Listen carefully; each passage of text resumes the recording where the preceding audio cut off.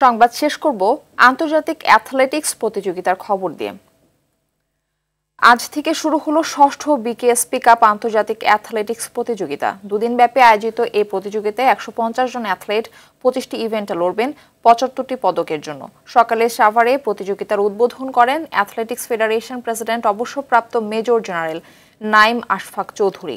এ সময় বিকেএসপির মহাপরিচালক brigadier general Monirul ইসলাম সহ ফেডারেশনের অন্যান্য কর্মকর্তারা উপস্থিত ছিলেন।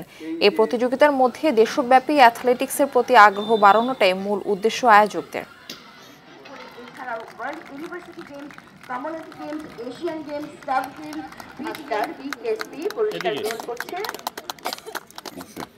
এবং প্রথম স্থান অধিকার করেছে সুমাইয়া আক্তার বিকেএসপি।